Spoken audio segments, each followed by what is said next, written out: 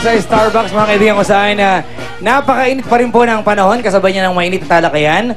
Kapiling po ang taong bayan ng Murphy Kabaka. At katabi ko ngayon si Romnick. Pinag-uusapan mo natin kanina, yung bang madilim na nakaraan, dapat bang ipaalam pa, itago na lang, di ba?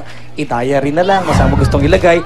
Si Romnick, taong bayan, meron siyang karanasan na pinagtaguan siya ng nakaraan. Kung baga hindi inamin sa kanya, yung nakaraan ng minahal niya.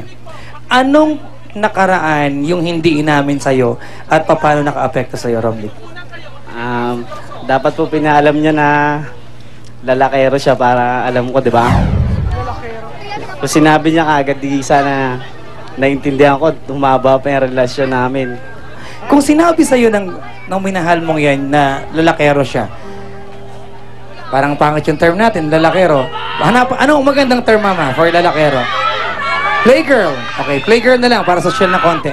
Kung sinabi niya sa'yo, umpisa pa lang, binigyan kanya ng clue na siya ay, kumbaga, hindi ganun ka-honest, ano yung naging pagkakaiba sana? Lahat naman ng tao may pagbabago eh. Di ba? Maring magbago pa siya. Kayo pa rin ba hanggang ngayon? Hindi na. Ang daming babae sa palengke na to. Sige. Mama, bago ka pasa sa'yo, Romnick, mahal mo pa rin ba siya hanggang ngayon? Yung totoo lang, yung totoo. Just be honest. Come on. Hindi na po. Ano yung mensahe mo para sa kanya?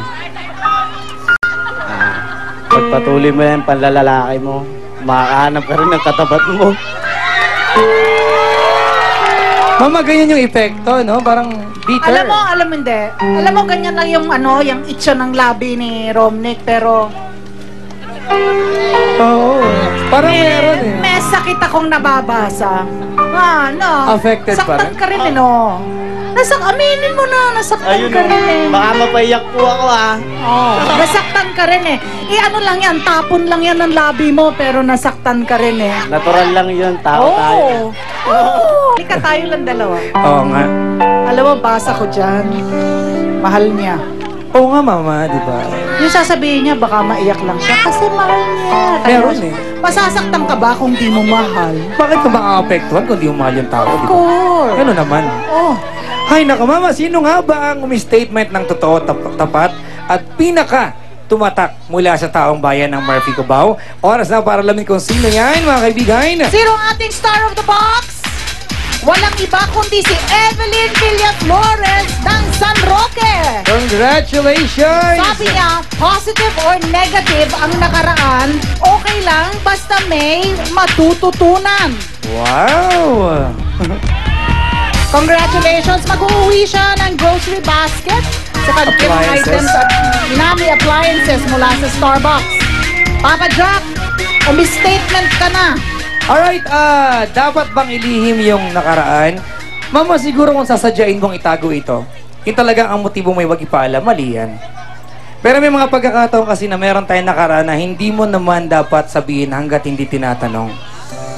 So, hindi pagtatago yun. Hindi pagtatago. Kumbaga, Pag hindi tinanong. kumbaga mama, this is something that will not affect yung relasyon mo ngayon. Pero pag tinanong ka niya, huwag mong itago. Kasi pag tinago mo, it becomes wrong. After all, mga kaibigan, we want to find someone who will love us kung sino tayo. Kung sino tayo. Totoo yan. Totoo yan.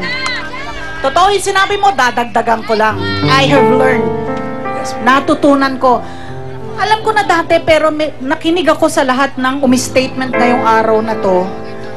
Minsan, either babaguhin yung isip mo o lalo lang mapapatatag yung pinaniniwalaan mo na, hindi ba? Kasi ang tanong muna, bakit mo ba itatago? Ngayon, kung ayaw sabihin yung madilim mong nakaraan kasi